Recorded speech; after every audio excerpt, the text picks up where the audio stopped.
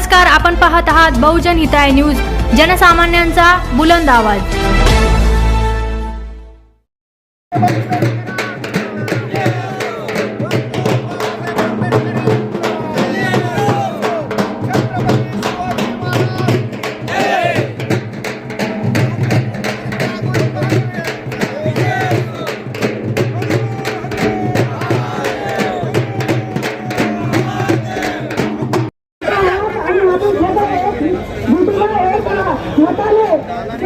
संघर्ष करावे आणि करताना कोणाला काही त्याला जमा पाहिजे आपल्यापासून आणि ज्या गोष्टी ज्या मॅडम आपल्याला सांगतील दोन गोष्टी त्याचं काही आपण ऐकू नंतर आपला काय निर्णय घेणार आहे आपण सक्षम आहोत।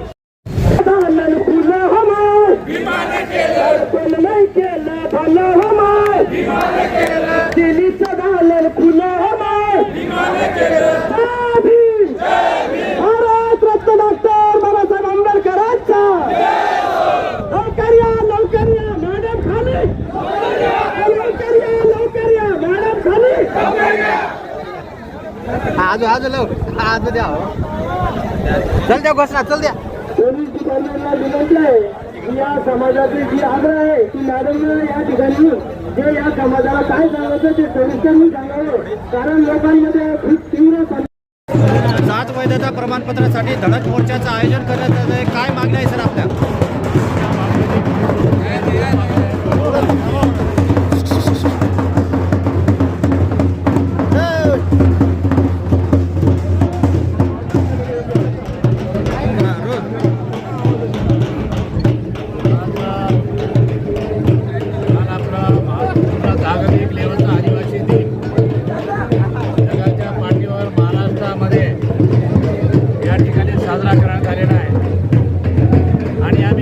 आदिवासी असल्यामुळे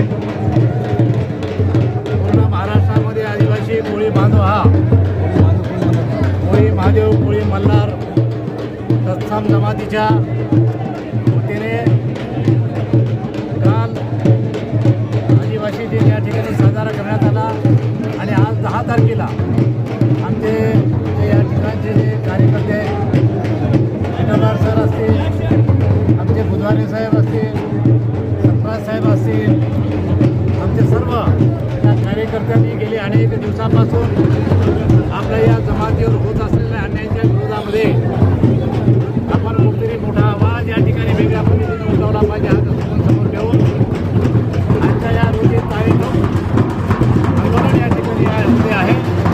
त्या निमित्तानं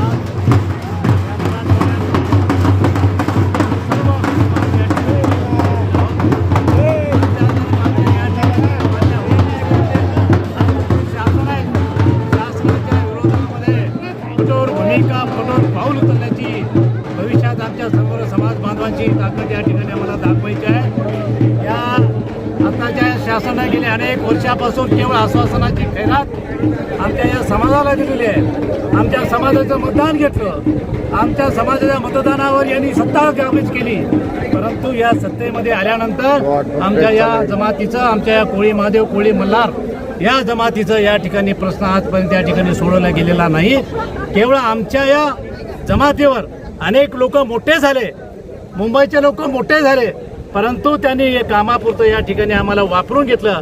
परंतु आमच्या सगळं मराठवाड्यातल्या तमाम माझ्या बांधवांना असं सांगू इच्छितो की आपण मराठवाड्याच्या वतीने एक शक्ती या ठिकाणी दाखवली पाहिजे, एक संघ झाला पाहिजे, एका झेंड्याखाली आलं पाहिजे आणि आपण घराघरातून माय माऊली बंधू सर्व काही निघून ताकद दाखवली पाहिजे। त्या निमित्तानं आज या 10 तारखेला आमच्या या बांधवांनी ठेवलेल्या या आंदोलन आहे, त्या आंदोलनामध्ये सहभागी होण्यासाठी आमच्या सर्व मराठवाड्यातील बांधव नेते मंडळी उपस्थित झालेले आहेत आणि पुढील या ठिकाणी आता कार्यक्रम लगेच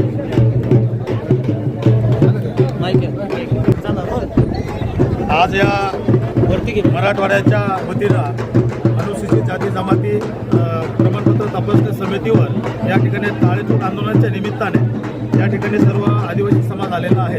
मला वाटतं या 40-45 वर्षापासून महाराष्ट्र शासनाने जात पद्धतीच्या आडून या आदिवासी समाजाला संपवण्याचं काम सुरू केलेलं आहे।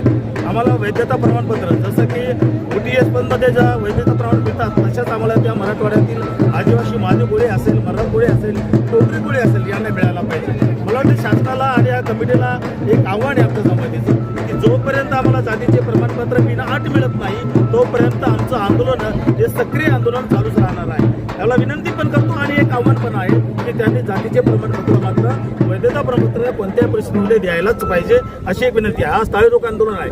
आज बघू काय होतं तर या अधिकारी जातीभेद करतात. मुद्दाम एक OTSP म्हटले ते आदिवासी क्षेत्रातले असेल किंवा आदिवासी क्षेत्राबाहेरील आदिवासी कोणी असेल तो देत नाही. तर मतभेद न करता या ठिकाणी मराठवाड्यातील आदिवासी कोळी महादेव असेल किंवा मल्हार कोळी असेल यांना जातीचे प्रमाणपत्र विनाअट मिळाले पाहिजे. आमच्या विद्यार्थ्यावर अनेक अन्याय चालवला आहे. आता मेडिकलचे ॲडमिशन होत नाही, इंजिनिअरिंगचे ॲडमिशन थांबलेले आहेत. हे काय का या ठिकाणी अत्यंत पिचवणं चाललेलं आहे. विद्यार्थ्यांना स्कॉलरशिप मिळत नाही, शिष्यवृत्ती देत नाही, परत ते हॉस्टेलला ॲडमिशन मिळत नाही. हा समाज जावा कुठे आहे? हा हिंदू समाज आहे. मला वाटतं हिंदू गव्हर्नमेंट आहे. या गव्हर्नमेंटला पुन्हा एकदा सांगायचं आहे जर आमचा प्रश्न मार्गी लागला नाही तर आम्हाला धर्माचा विचार करावा लागणार आहे. एखादा बौद्ध धर्म आम्हाला स्वीकारावा लागणार आहे, एखादा आम्हाला मुस्लिम धर्म स्वीकारावा लागणार आहे. कारण या धर्मात जर आमचं काम होत नसेल, आमच्यावर अन्याय होत असेल तर आम्हाला या धर्मात राहून कुठल्या परिस्थितीमध्ये काही हे नाही आहे. म्हणून मला एक विनंती आहे शासनाला की आमचा धर्म बदलायचा का आम्हाला व्हॅलिडिटी द्यायची तुम्ही निर्णय घ्यायचा आहे. ओके. आपलं नाव सर? मी प्राध्यापक डॉक्टर लक्ष्मीकांत दांडगे. खरं तर कोळी मल्हार आणि महादेव कोळी हे सुरुवातीपासून या कमिटीच्या विरोधात एकदा आणि अनेक वेळेस हजारो वेळेस मोर्चे आणि रस्ते रोको केले. परंतु आम्ही प्रत्येक वेळेस शांततेच्या मार्गाने डॉक्टर बाबासाहेब आंबेडकरांच्या आशीर्वादाने त्यांच्या विचारधारेने ज्या वेळेस आम्ही मोर्चे वगैरे काही केले, रस्ता रोको केले एकदम कधी होतो ह्यांनी वाट पाहिलेत. आपण संयमनी भरपूर चौकशन केले, भरपूर आपण संयमनी त्यांच्या मनाप्रमाणे चाललो. पण आता जर ह्यांनी मान्य जर नाही केली तर ह्यांनी आमच्याकडून ही अपेक्षा नाही ठेवायची की आम्ही आक्रमक होणार नाही. आम्ही महादेवाचे भक्त आहोत. त्यांना जर महादेवाचा तांडव जर पाहायचा असेल तर आज रस्त्याने महादेवाचा तांडव पाहतील. आणि आमचे भाऊ म्हणतात फक्त टाळीठोक आंदोलन आहे. पण मी एक सांगायला ही टाळीठोक नाही, मी थालीठोक म्हणणार आहे. का तर मी आज या समिती पुढं थाली घेऊन येणार आहे आणि थाली वाजवणार आहे. तर थाली कशामुळं? का आता आमच्या लेकराबाळाच्या ताटामधलं हे खात आहेत, आमच्या लेकराबाळांना उपाशी ठेवत आहेत. हे मी तुम्हाला सांगून ठेवते. आणि सरकारांना मी सांगते, मी सरकारची जरी असेल पक्षाची पण मी या सरकारना सांगते. कारण आज माझं लेकरू वंचित आहे, आज माझं लेकरू अन्यायग्रस्त आहे. कारण मी एवढे व्हिडिओ पाठवले, कोणतरी त्या कॉलेजवाल्यावर ॲक्शन घेतलं नाही. कशामुळं? का तर हे आम्हाला एवढ्या आमच्या समाजाला हलक्यामध्ये घेते.